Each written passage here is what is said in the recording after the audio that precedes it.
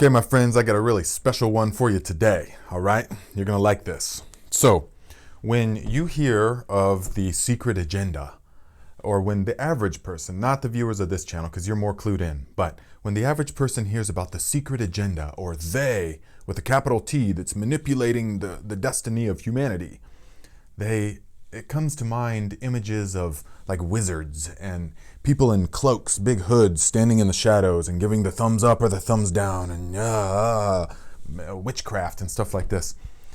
Because it's been portrayed that way in the media, it's been sort of deflected. Crazy conspiracy theorists, like people are up in their dark room connecting with strings. It all connects some way. It all connects.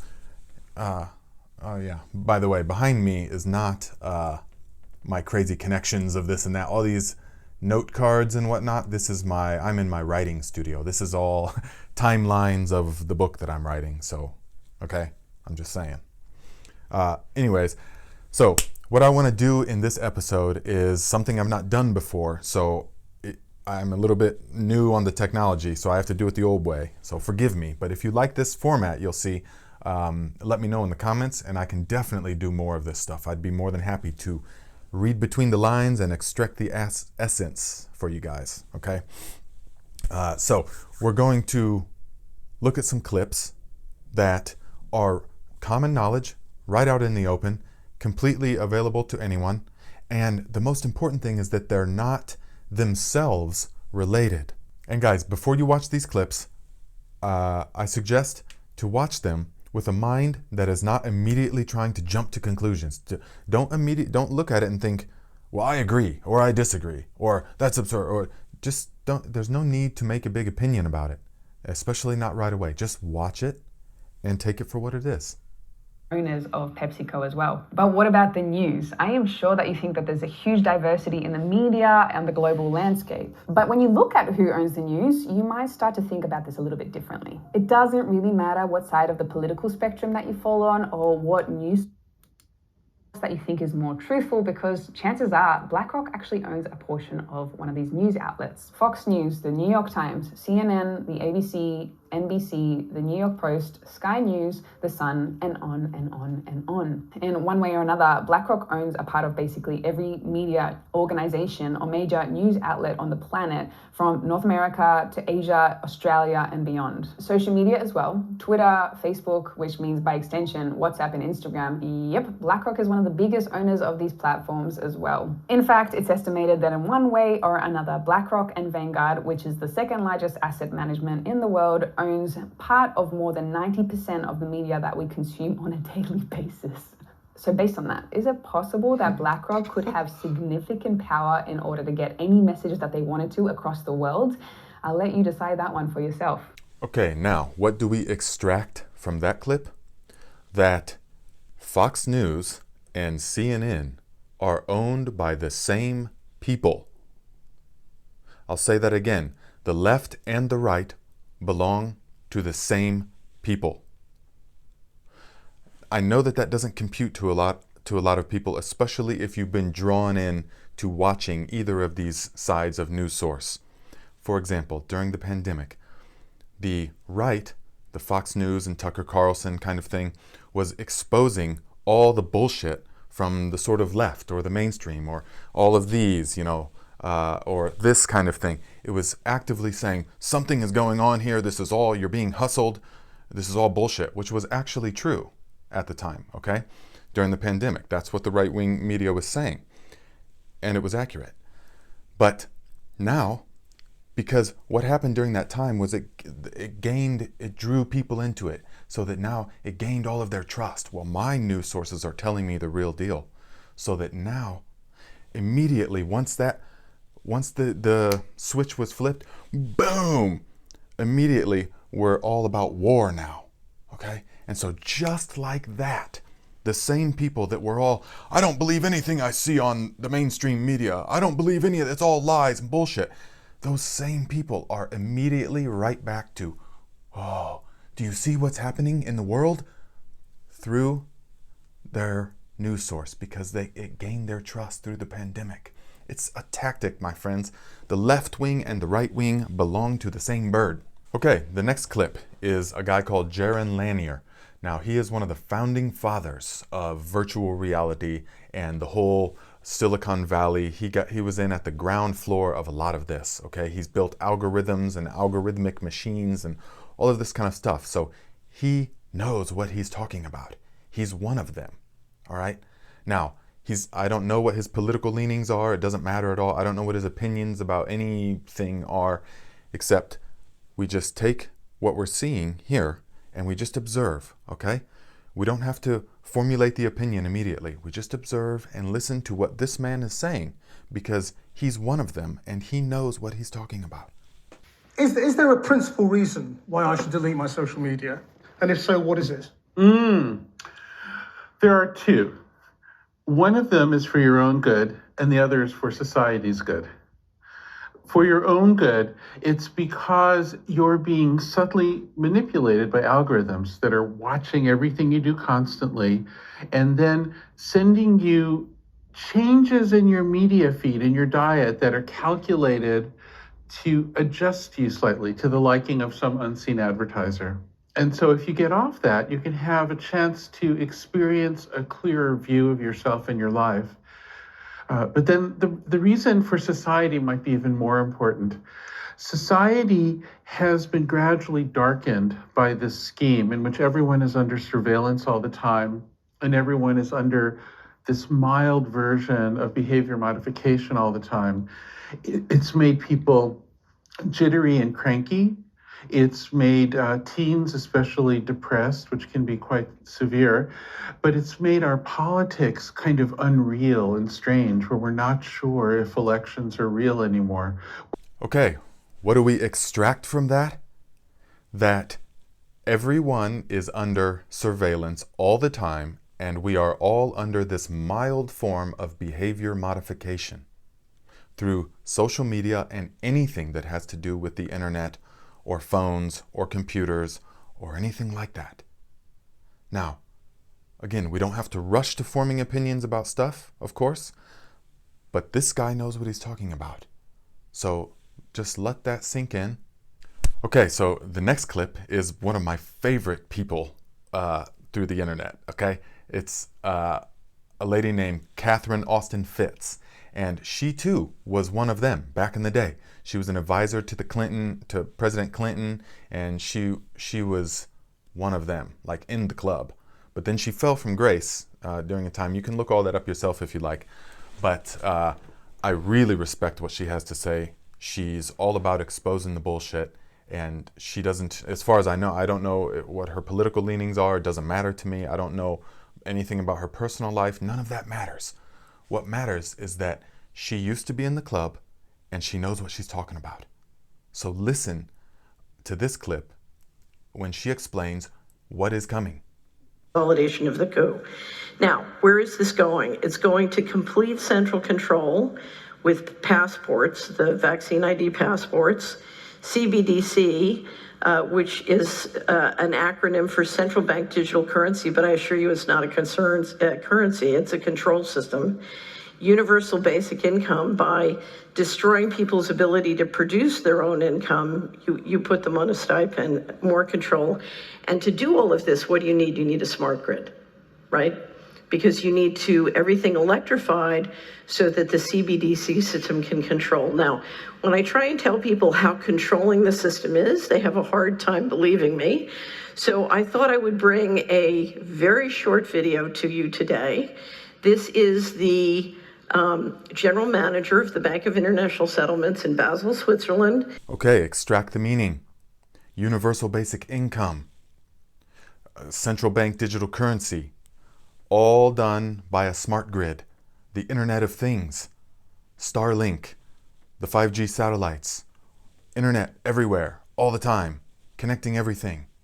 To what cash is. Okay, so what that means is if you have money in your bank account and the new rule is you're not allowed to transact further than 5 kilometers from your home, your card won't work more than 5 kilometers from your home. If they don't want you buying pizza, you can't buy pizza with money in your bank account or with your card.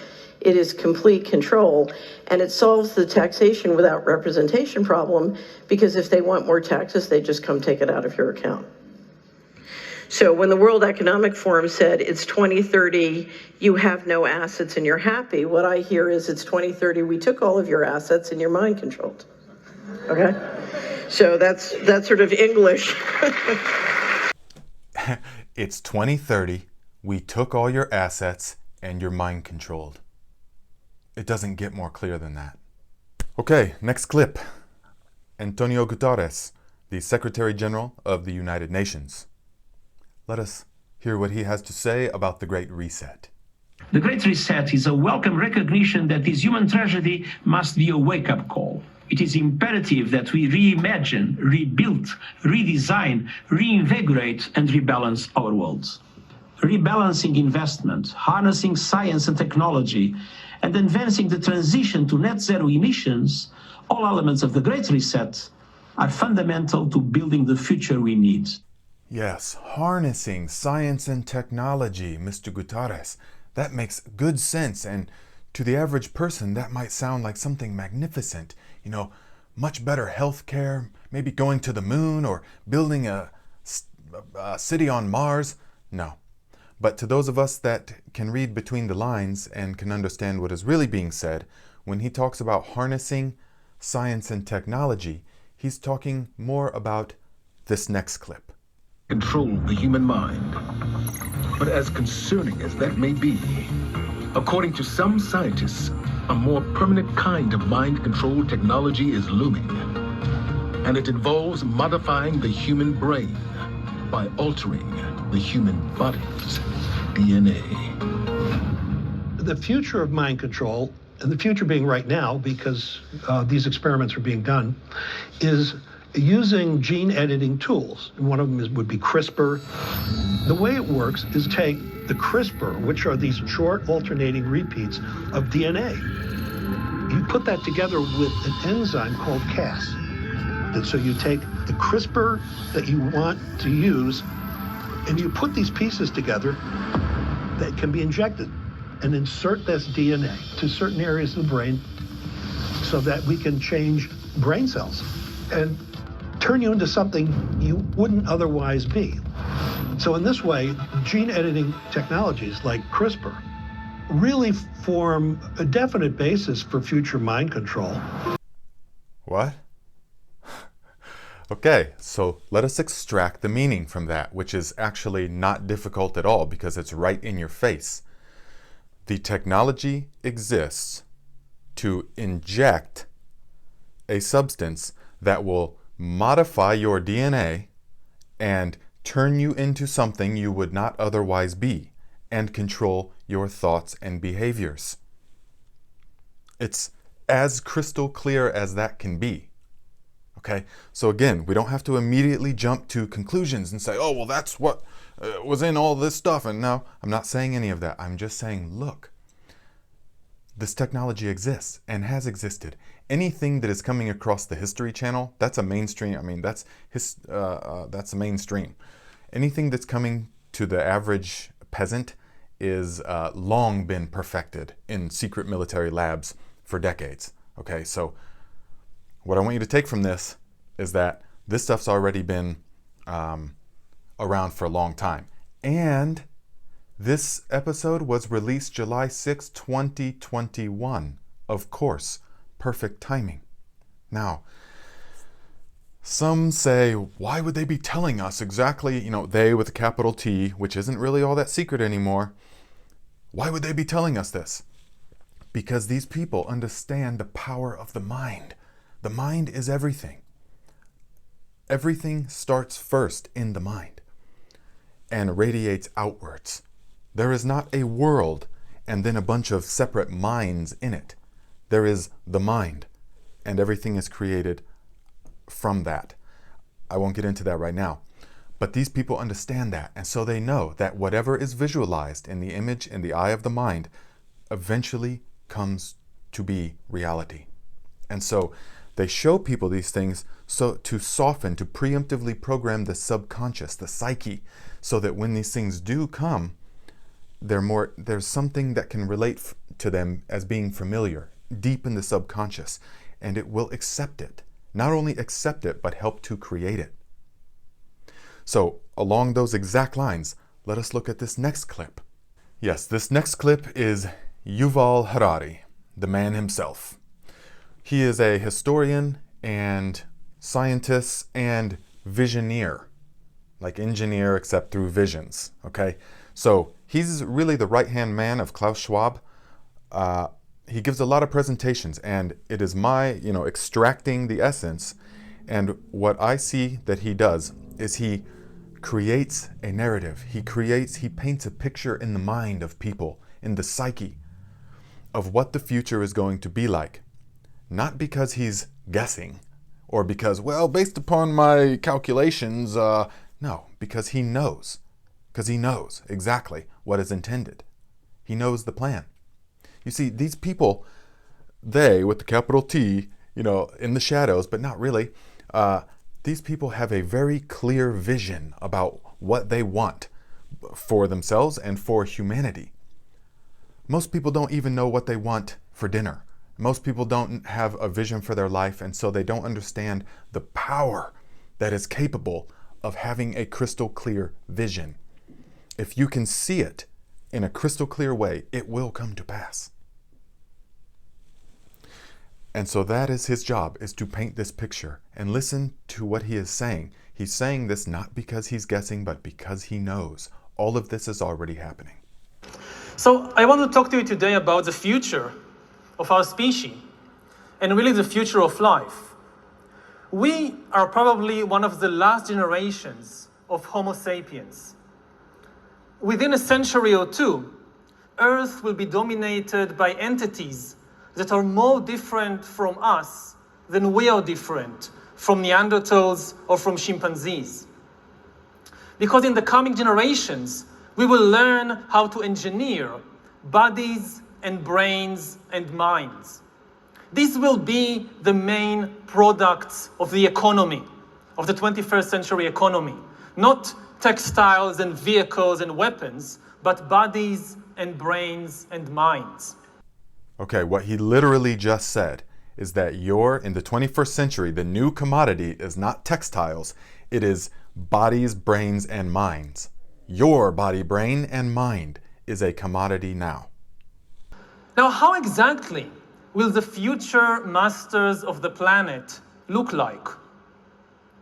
This will be decided by the people who own the data. Those who control the data control the future not just of humanity, but the future of life itself. Because today, data is the most important asset in the world. Who controls the data controls the future of life itself. He literally just said that. Once we have algorithms that can understand me better than I understand myself, they could predict my desires, manipulate my emotions, and even take decisions on my behalf. Algorithms that know me better than I know me. Not just by authoritarian regimes, but also by democratic governments. The US, for example, is building a global surveillance system, while my home country of Israel is trying to build a total surveillance regime in the West Bank. Okay, he literally just spoke to a crowd of 1,000 people on television that the US is building a global surveillance system, and that his home country of Israel is creating a global surveillance regime. He said that out loud. But control of data might enable human elites to do something even more radical than just build digital dictatorships. By hacking organisms, elites may gain the power to re-engineer the future of life itself. Notice he said elites. It gives human elites the power to re-engineer the future of life itself. Yes, he didn't say you and me, the peasants. Make no mistake, we're not in this club. Because once you can hack something, you can usually also engineer it. And if indeed we succeed in hacking and engineering life, this will be not just the greatest revolution in the history of humanity. This will be the greatest revolution in biology since the very beginning of life 4 billion years ago. Not if. He knows this has already been done. It's already been perfected. Otherwise, we wouldn't be hearing about it. All right, guys, I hope you gained something from this and you can see just a little bit more that it's actually right out in the open. If you like this kind of video format, please let me know in the comments and I will be happy to do more about this on all different kinds. I mean, it gets way, way deeper than this. And in the next video I do like this, I can recommend a number of books that you can read as well to enlighten you on all this kind of stuff. All right, so remember, the most important thing we can be doing right now is growing our own food, in my opinion.